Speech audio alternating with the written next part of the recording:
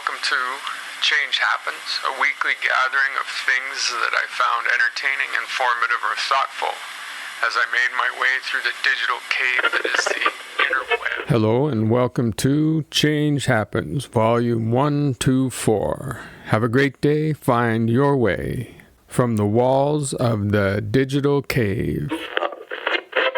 Hi. How far away is somewhere else? Knowing when it's time to leave, now that is a conjurer's trick, and the truth is easily shown. Hard to say goodbye, harder to say hello, if you don't know when you go what is on the other side of here, where you know you once laid your faith. And is it gone for now or gone forever? You can wait on this side of there with less than a prayer that the time to care has not passed the moment by. Accepting it as time to leave, to go from here to there, now that will never be a trick. As always, Change Happens is brought to you by a father and a daughter discussing matters, hyperventilating the podcast, entertaining, informative, and thoughtful. Join us every Wednesday. All aware. Headline: Panpsychism, the trippy theory that everything from bananas to bicycles are conscious.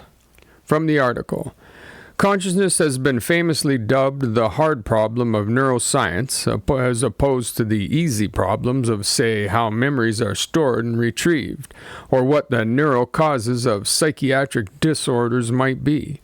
The hard problem is basically the question of how the experience of consciousness arises from the chemical reactions and neural connections that make up the brain.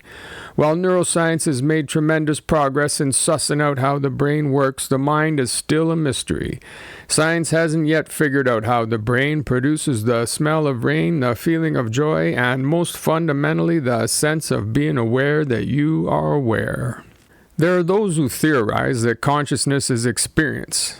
It is theory only because we have yet to understand what it is to be conscious. Panpsychism is the idea that consciousness is inherent in all matter, in everything, in a tree, a rock, us. If this was proven to be true, it would answer many questions, as any theory should. The discussion lays in the complete lack of proof of this or any other speculation as to the nature of consciousness. The difference is that panpsychism is increasingly becoming not just considered but accepted as a real possibility, maybe even a real truth. The key is that it is a consideration of everything having a subjective experience but not necessarily a sophisticated one. That at even a molecular level there exists awareness but not necessarily thought. I can always find a moment to wonder about the me that I am, the you that you are, and the we that we are together. Art from the Sea.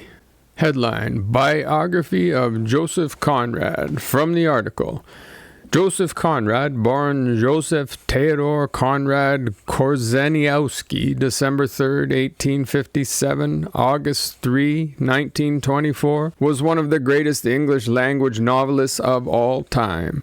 Despite the fact he was born in the Russian Empire to a Polish-speaking family, after a long career in the merchant marine, he eventually settled in England and became one of the most prominent novelists of the early 20th century, writing classics such as Heart of Darkness, Lord Jim, and Nostromo. I'm not exactly sure why, but I'm deeply indebted to this writer for inspiration and the love of a story well told. That he could master the art of expressing himself in any language is worthy of respect. The fact that he did so in a language that was not his natively is beautiful. A very interesting fellow. If you don't have any knowledge of him, this is a great article to give yourself a basic understanding of this tremendous writer. And if you ever wanted to better know the cousin's power and madness, read Heart of Darkness. T.S. Eliot and Coppola certainly did. Listen to the beat. Headline: What is a normal heart rate? From the article: Heart rate is the number of times a person's heart beats per minute. An average normal heart rate at rest for adults ranges from 60 to 100 beats per minute according to the Mayo Clinic. The resting heart rate of an individual will vary depending on their age, body size, heart conditions, and medication use, as well as the temperature of the air around them.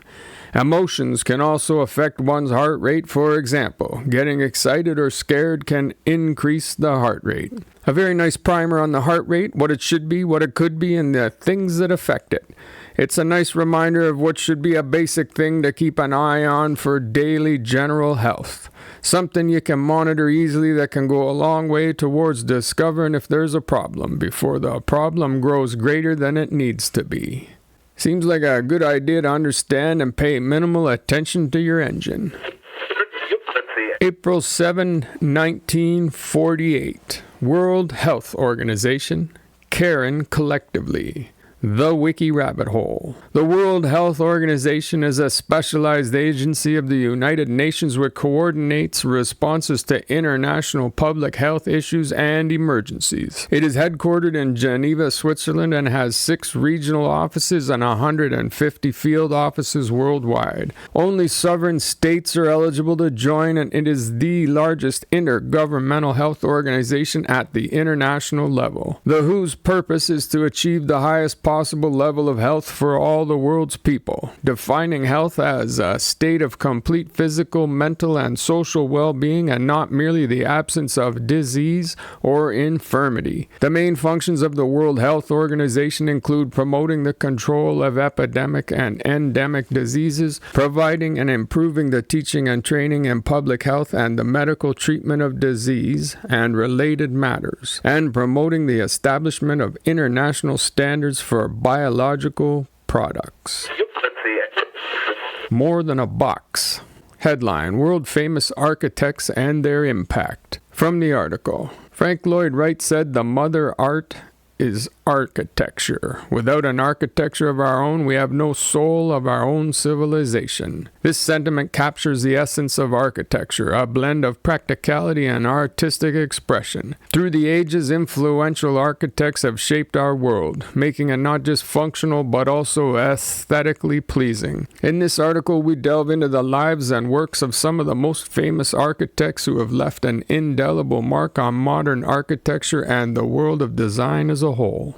A nice article with some quick descriptions and bios of influential and interesting architects. Examples of their work also included. I feel like architecture at its highest expression is a bridge between the physical and the abstract world.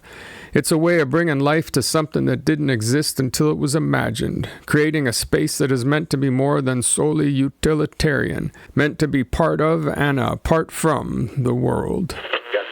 Before bullets. Headline: Physics of Archery, the Science Explained. From the article. The first bows weren't much more than flat sticks bowed by a string that later became refined into elegant European yew longbows or Mongolian recurves made from composite animal horn and sinew. The Dark Ages saw the adaptation of bows into short horizontal crossbows that proved no match for the repeated shooting speed and accuracy of the longbow. One reason England dominated so many European medieval battles during those times. A consideration of the bow and arrow. A look at the ins and outs of archery. This one's for you, Irish. It gives you a basic understanding of how a bow and arrow came to be and where we are today with the modern tools in the archer's bag.